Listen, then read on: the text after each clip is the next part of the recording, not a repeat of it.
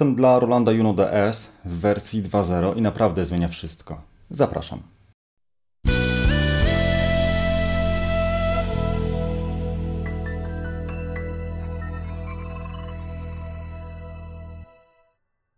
W zasadzie, kiedy w lutym Roland zapowiedział, że będzie nowy system operacyjny dla Juno DS, to raczej nikt się tym nie przejął.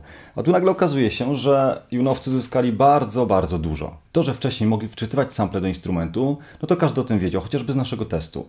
Natomiast przypomnę tym, którzy być może nie mają tego instrumentu, a rozważają jego zakup, że w Juno można importować pliki audio, ale do tej pory mogliśmy importować jedną próbkę i rozciągać ją na całej klawiaturze.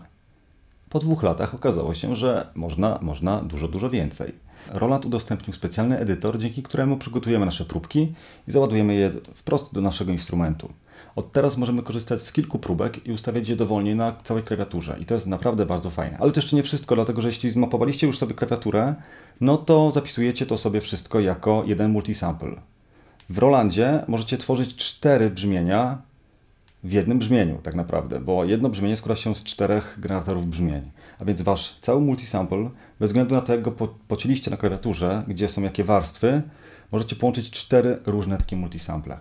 No i to nie muszę wam mówić teraz, że możecie sobie połączyć, zrobić layer, split, bądź brzmienia reagujące na dynamikę gry, czyli lekkie naciśnięcie wyzwala jedną próbkę, mocniejsze drugą. Edytujecie brzmienia po staremu, z tym, że zamiast pracować na starych próbkach, które wam się osłuchały, pracujecie na swoich. Najlepszych. Jednym słowem, użytkownicy Rolanda Juno DS z systemem 2.0 uzyskali naprawdę fajny odtwarzacz próbek.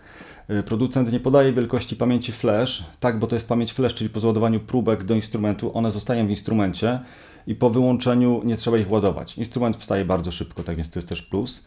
Plusem jest też to, że pamięć, która jest wbudowana na rozszerzenia ze strony Axial, nie jest współdzielona z tą pamięcią na próbki, a więc jeśli macie załadowane jakieś tam rozszerzenie, no to nie wpływa to na wasze brzmienia dodatkowe. Natomiast jeśli nie macie nic załadowane do Axiala, to i tak nie korzystacie z tej pamięci. To nie jest tak, że wam się zwolni nagle więcej miejsca. Absolutnie tak nie jest. Nie wiadomo dlaczego producent nie podaje w swojej specyfikacji, jak wielka jest pamięć na próbki użytkownika.